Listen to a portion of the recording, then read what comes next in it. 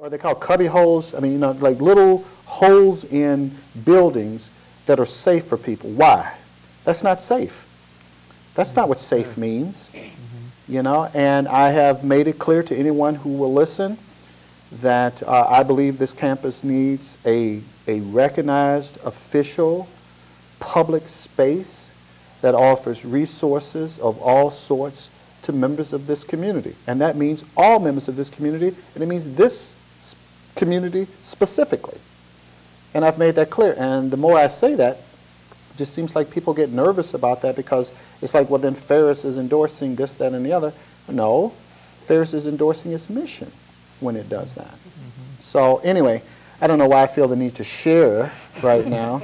I have a couple other questions for you. This year's Day of Silence is devoted to, in a sense, the memory of a victim of a hate crime. And that's what we're talking about, are hate crimes. Can you tell me anything about the young man and the circumstance that led to him being designated as? He was a 15-year-old boy. He was dressed openly gay. He was very active in just being who he was. Another 14-year-old boy came to school and killed him in front of all of his classmates. So we are dedicating this to, sorry. Fine. We are dedicating, usually every Day of Silence gets dedicated to one person. The first year I partaked in it was the first time I learned about Matthew Shepard, which is pretty well known by now. For us, it's not just an awareness, but like I said earlier, it's a way to mourn.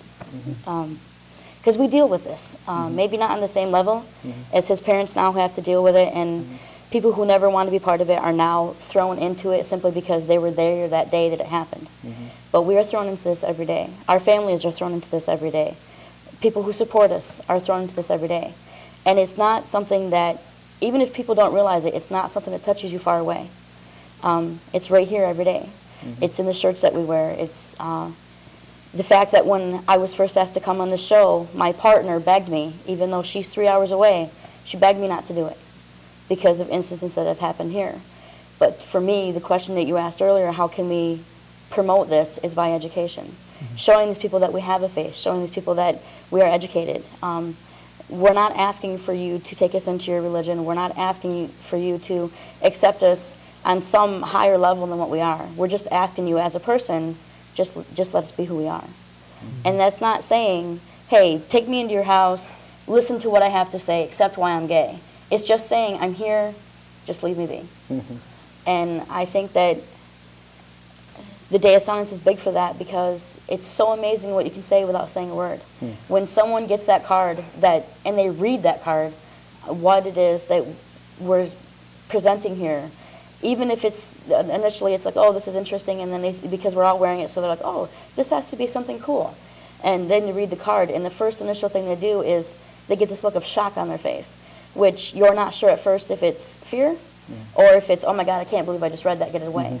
But for maybe 3 seconds, regardless of their reaction after that, for 3 seconds, you see a look of realness, a look of wow. And that's why I do it.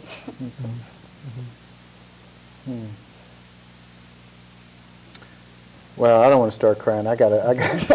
Sorry. No, that's okay. I mean, some things we should cry about. I mean, because when I think of that family, what I think is that you had 2 families' lives ruined. And it's all over ignorance. Yes. I mean, it's over one person's opinion over another, and there's 2 lives wasted and 2 families destroyed. All right.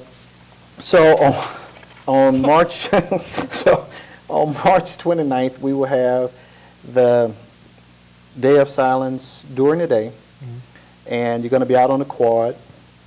And I'm guessing you're going to have some leaflets or material, maybe some buttons. Everybody has to do the button thing now. So, I think we start this week selling the shirts at Rankin. Okay. So you can buy the shirts for $10. They have the speaking cards there you can pick up, and then you come back by the end of the week and you can get those shirts done. Okay. Have you identified a speaker for the event? Because isn't there usually a speaker that comes in? It's off and on. Like different years, it's usually the practice of Day of Silence throughout the day, and then at night there's different acts. There's been musicians, comedians, different things.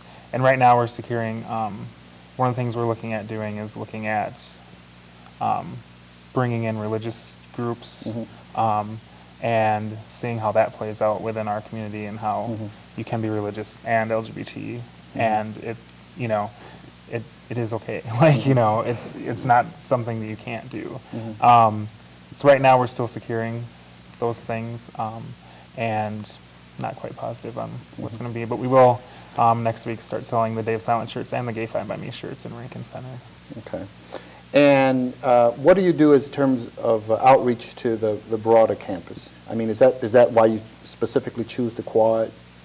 Because of the traffic kind of thing? Yeah, the quad, like that's why we get the pizza, that's why we're on the quad, just because people see pizza, and the quad is the busiest place, from 11 to 1 on a Tuesday afternoon, like it's going to be the busiest place, so it's the easiest place to get the most information out in the fastest amount of time. Okay.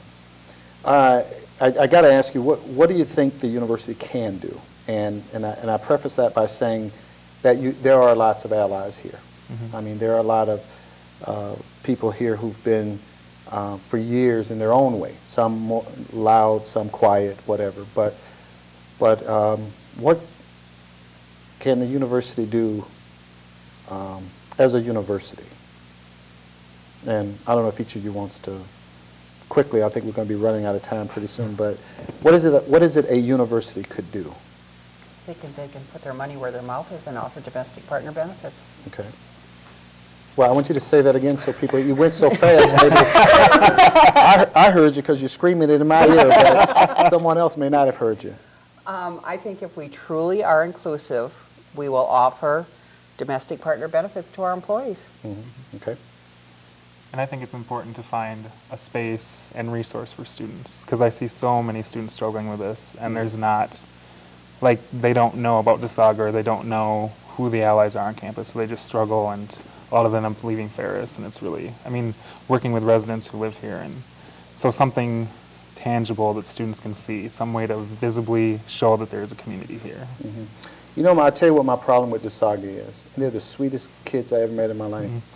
They should not be the resource. Right. They should be receiving resources. Yes. Right. And whenever and there are faculty who use them as a resource. There are students who, and that's fine that they are willing to do that. But when I first met them, they were these 18, 19-year-old kids, and being the hub. And I thought, wow, well, who's the resource for them? What can the university do? It would be nice if we had a religious group on Ferris that was open and accepting of GLBTACQI, IJK, LMNOP people, because if there is one, then I never found them when I was on Ferris, and I think if there had been one, or if I'd known about one, I wouldn't have spent so many years being afraid. So that's the only thing I can think of. For me, I think just more education, we do pride panels now, which is a group of us will come into a classroom or to a hall, and we do that. But I think having an actual universal one, having where you get 10 or 15 of us together who are semi-safe feeling to talk about it, and actually with some of the things that you guys teach, you ask students to go out to some of these, for lack of better words, showings. Go to this play, do this for diversity, do this for it. But I'm not seeing a lot of options where we can be part of that, where they can get credit whether they want to or not, where they can get credit for coming to talk to us. Because we all know of several students who do things simply because it's part of their academic layout. Well, if you made us part of that, even if only one person got that message, then we now are that one person closer to getting that unified university. Okay. Well, I just want to end by saying that Dr. King said that, I'm losing my train of thought because I'm still thinking about that injustice anywhere is a threat to justice everywhere. And there's no way I can travel this country telling people that racism is wrong and that it's not just, and not look at the way other groups are mistreated. I couldn't live with myself. And I'll tell you, all of you, that there is one safe place I know of here, and that's 311 Timmy Building. So if y'all ever need to come there. Thank you very much for being on the show.